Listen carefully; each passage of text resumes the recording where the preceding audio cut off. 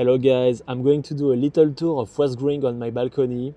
We are in mid-July and I was away for several days. And I'm coming back, but there is a lot of things I dried out because of the recent heat wave that lasted for several days. Let's start with what grows best and that I'm very happy to have because it's one of my favorite fruits, it's the strawberries. So you will see that there are a lot of them of different sizes. I've already picked some a few weeks ago and I'm very happy. They are fairly well formed and I don't have too many misshapen strawberries like you can see here. On this side I have a variety of wild strawberries that I planted this year. And they have also flowers, so that's coming along well. And I'm also taking the opportunity to put the runners directly into this planter to do the propagation. I'm just waiting for them to root well. And in a few weeks, I will cut the runner that will let me have new strawberries for next year. Okay, so let's start from the end of the balcony. So here I have 2 bags with potatoes that are coming to the end of their life. You can see the foliage is starting to yellow and fall well. So I think I'm not too far of being able to harvest them. Just right next to it, I have sweet potatoes that's doing well too. You can see the nice green leaves. Even if there are a few holes in them, it's quite good. Just here, I have a yellow cherry tomato plant. First tomatoes with a bit of disease on the leaves, and the fruits are quite small, but I can't really explain it.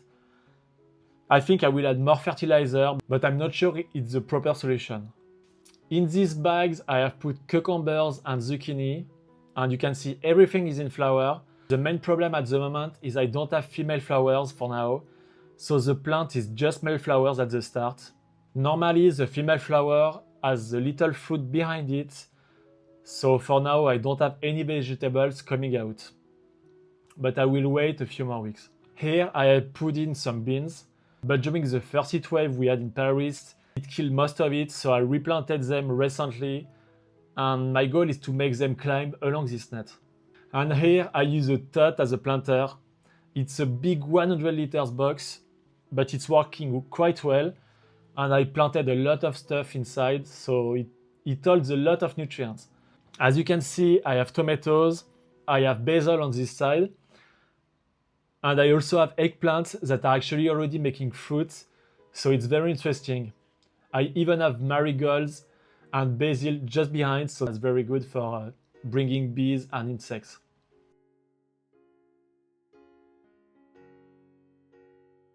Here you can see my parsley that took a really big hit in the sun. It turned all yellow, but that's not a big deal. Here I had a bit of fun. I put a little bag with carrots.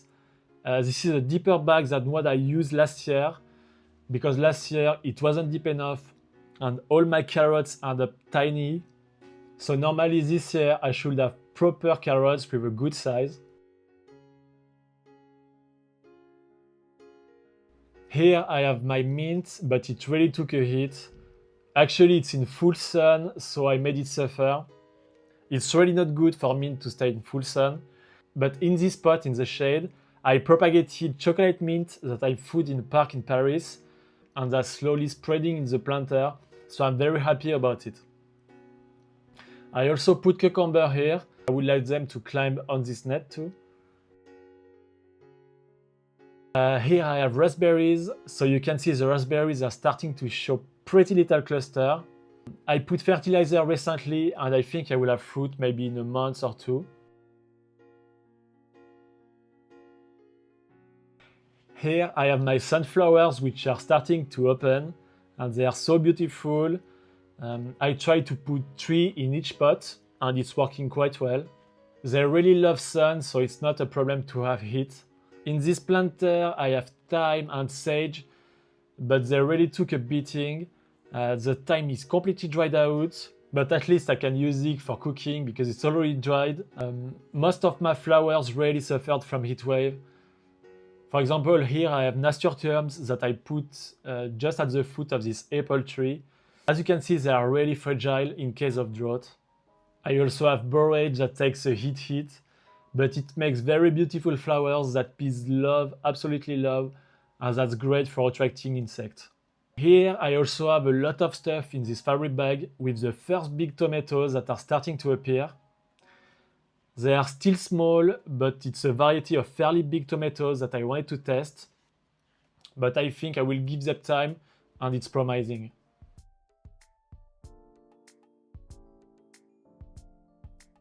I also have cosmos flowers that have bloomed, and here I have marigolds plus calendula, and behind I have my peppers which are in flower.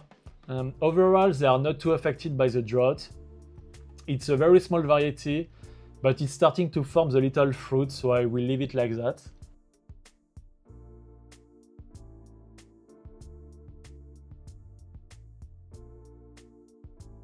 My grapevine also suffered from the heat, as you can see with all the yellow leaves.